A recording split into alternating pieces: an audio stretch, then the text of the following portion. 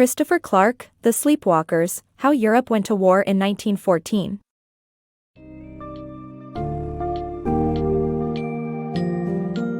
In The Sleepwalkers, How Europe Went to War in 1914, Christopher Clark delves into the complex factors that led to the catastrophic First World War. Beginning with an exploration of the alliance system, the book highlights the polarizing chain reactions that could ignite larger conflict from a small regional dispute. Focusing on the volatile Balkan region and the role of Austria, Russia, Serbia, and Germany, Clark guides the reader through the web of interlinked alliances and the eventual formation of two powerful blocs, the Triple Alliance and the Triple Entente. With war seeming inevitable, countries weighed the potential benefits of early involvement against the risks of waiting. This gripping analysis sheds light on the intricacies of politics, public opinion, and governments' decisions at this critical moment in history.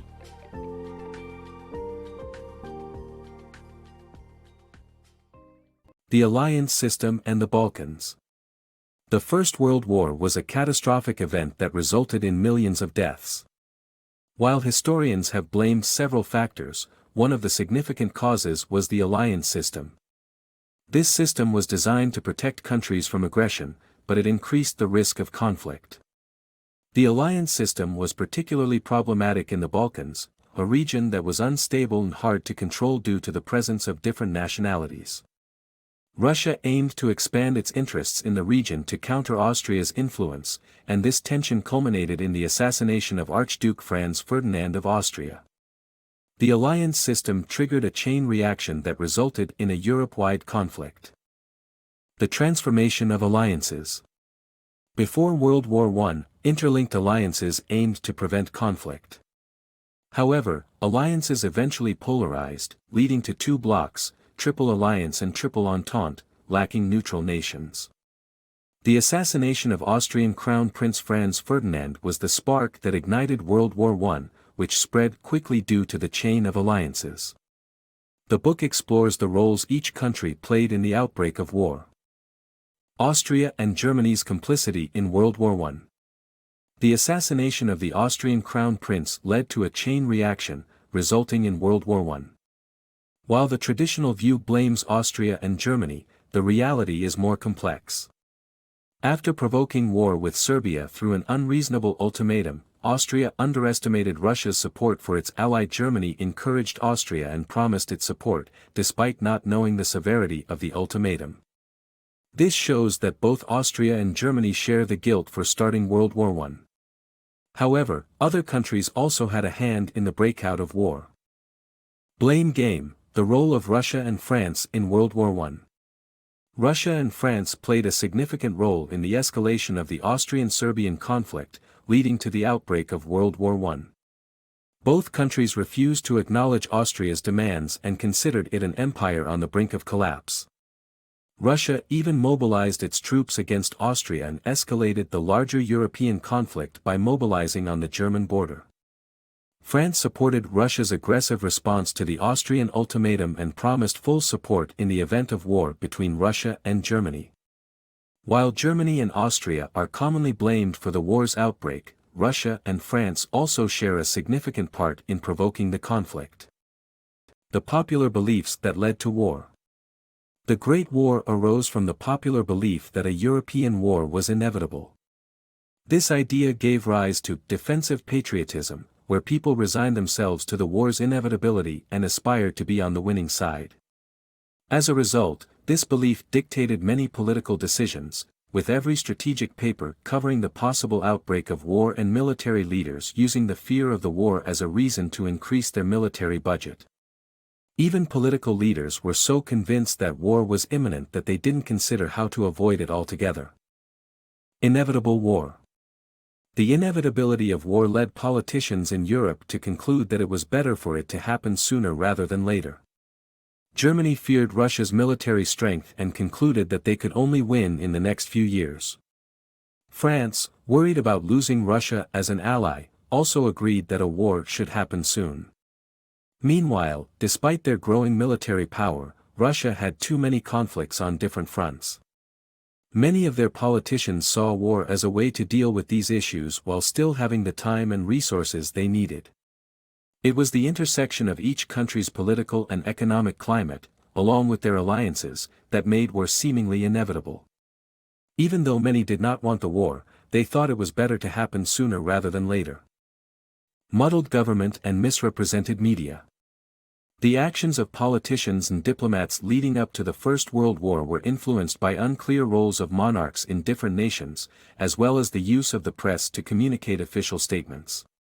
The resulting confusion made it difficult for countries to anticipate each other's actions and ultimately contributed to the outbreak of war. As we look back at the events leading up to World War I, one question that continues to puzzle us is why did countries make such grave mistakes when trying to anticipate each other's actions? Was war inevitable or could it have been avoided? One reason that contributed to this confusion was the unclear role of monarchs in different countries, including their actual sphere of power. In many cases, kings and queens still existed in European nations, and while they had elected parliaments, they still wielded a certain amount of power and influence. This meant that the extent of their authority in different situations was often unclear, leading to confusion and misinterpretation of official lines. Moreover, diplomats and foreign offices often used the press to communicate unofficial statements. While unofficial statements were common, the problem was that these articles did not disclose that they had been written by an official authority, adding to the confusion over which statements were official, and which were not. Additionally, newspapers were sometimes used to test new opinions and gauge public reaction, further complicating the issue. When combined, these two factors made it difficult for politicians and diplomats to assess each other's true intentions and contributed to the misunderstanding that ultimately led to war. While the situation in 1914 was explosive, it raises the question, could the war have been avoided if the roles of monarchs were clearly defined, and media communication was clearer? The instability of alliances. The outbreak of the First World War could potentially have been avoided had it not been for the precarious and evolving nature of the alliance system in Europe. While the alliances between nations may have appeared to be steadfast, they were only formed out of political expediency rather than actual alliances based on deep-seated loyalty. This fragility is illustrated by the fact that countries were quick to break off alliances and form new ones whenever it suited their broader goals. For instance, Serbia was once aligned with Austria-Hungary, but shifted its allegiance to Russia to further its agenda. Similarly, England was apprehensive about its ties with Russia in the long term as they had competing interests in several colonies across the world, most notably in India. Therefore, it is possible that had the crisis occurred at a different time, the war may have never taken place. The attempt at peace before World War I. Despite the assassination of Austria's Franz Ferdinand and the escalation of events leading to World War I, certain political leaders attempted to prevent the war from happening. Great Britain, for example, waited a long time before joining the war and urged both sides to stop the escalation. Some countries insisted that their military leaders not advance and were willing to negotiate for peace. German Emperor Wilhelm even proposed negotiating between Austria and Germany with the Russian Tsar. Although the Tsar was initially willing to stop mobilizing his army, his military leaders persuaded him otherwise. In this state of mobilization and armament, some did attempt to find a peaceful way forward, but they were unsuccessful. The war ultimately began, and Europe's fate was sealed. Tracing the elusive beginnings. The complexity of uncovering the truth surrounding the outbreak of World War I is highlighted due to three main challenges.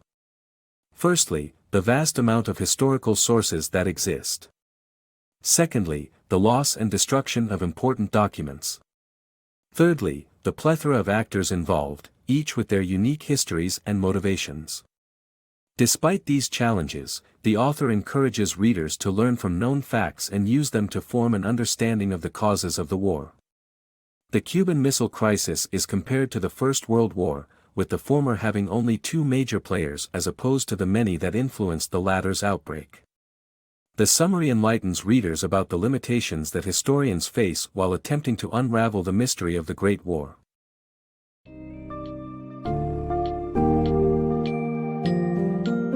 As Christopher Clark's The Sleepwalkers illustrates, the outbreak of the First World War was the result of a myriad of factors, including diplomatic alliances, power struggles, political and economic climate, and public opinion.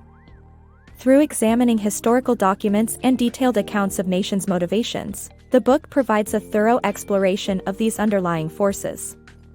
Although no simple explanation can pinpoint the sole cause, Clark identifies key factors such as the inflexibility of the alliance system, the polarization of European powers, muddled governance, and the belief that war was unavoidable. While some leaders attempted to find peaceful solutions, many succumbed to the inevitable sense of impending war. By analyzing these elements, The Sleepwalkers leaves the reader with a deeper understanding of the complex motives, flaws, and decisions that contributed to the start of one of the greatest catastrophes of the 20th century.